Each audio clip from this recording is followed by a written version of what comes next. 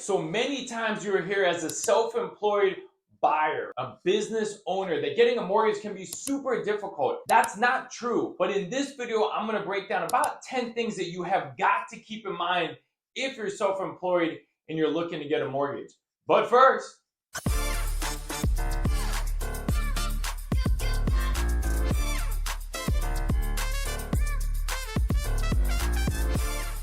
so just like I said, the rumors are how difficult it can be. That's not the case, but I do want to go over about 10 things that you have got to keep in mind going into applying for your mortgage so you're better prepared. Number one, you got to know your tax return. Obviously, a lot of us submit them to the CPA and say, hey, write off everything, and whatever income's left over, you pay taxes on. But have a general idea on how your taxes work. Schedule C, K1s, businesses, all of these things. If you have multiple businesses, some of them may make money and some of them may lose money. That's going to come into play where you make 100 grand on your main business, but a side hustle lost 20 grand. That's going to affect your income. Number two, there are some write-offs that you can actually add back in when we're calculating your income for the mortgage. One of them is business mileage. So if you're writing off business mileage, we actually add that back in to your income. So it's a great write-off to you. A home business also is something that we can write back into your income.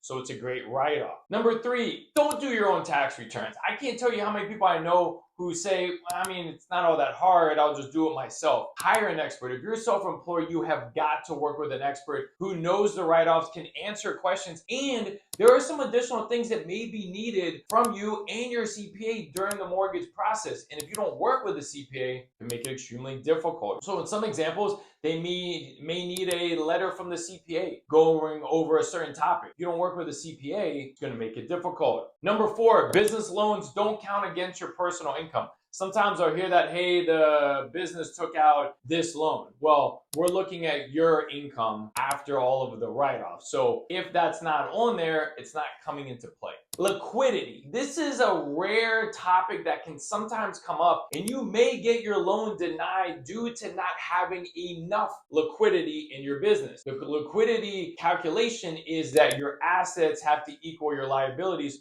or your assets are more. This only comes into play on Fannie Mae conventional loans. So if you're doing FHA or VA, it doesn't look at liquidity. And you can do Freddie Mac conventional loan and they don't look at liquidity. So that's a lot of times how we use that to work around this topic if it was to come up. But if you got denied for not having liquidity, those are your answers right there. Number six, paying yourself a W-2 does not make you a W-2 employee from a mortgage income standpoint. Sometimes I'll hear that I pay myself a W-2 at $100,000.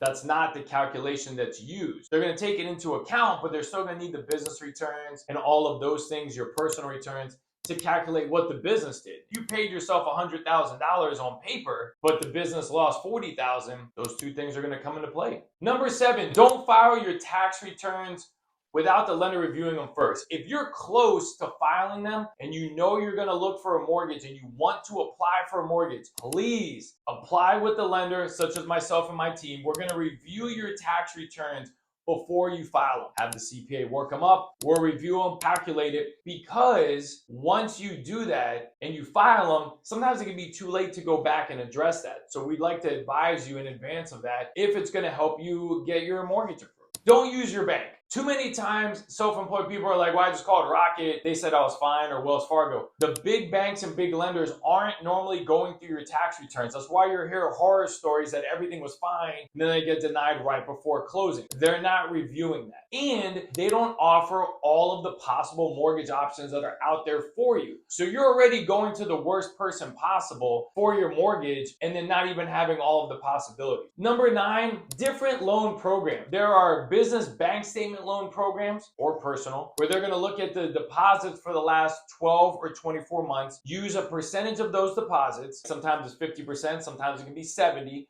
to qualify you, right? And stick around for this video at the end where I go over how I've closed 100% of my bank statement. There's also 1099 programs where they're going to look at just the 1099 income. There's programs where if you're buying an investment property, they're not even looking at your income, called DSCR loan. So there's a lot of loan options out there. And number 10, and then I just actually thought of an 11th one, right? A secret bonus to stay tuned for. Number 10, be patient. Sometimes I'll hear clients say, why is it taking so long? These things have to be reviewed and calculated. It's not a 2-second decision to be able to figure it out. And if somebody rushes to provide you with that letter, did they really review everything? It's better to be patient in advance, meaning get pre-approved in advance. And number 11, you can actually owe the IRS and be making payments on previously owed taxes and still qualify for a mortgage. Just because you owe back taxes doesn't mean it's a denial. That payment plan is counted in your debt to income ratio to get you approved. So there's 11 things that you have got to keep in mind if you're a self-employed buyer thinking about getting a mortgage. You need to know these things and be prepared and work with an expert like myself who specializes in these types of scenarios. Hope you found that information helpful. If you did, I'd love to be your lender. And hey, don't forget, stick around for this next video on how I've closed 100% of my business bank statement loans. Thanks, guys.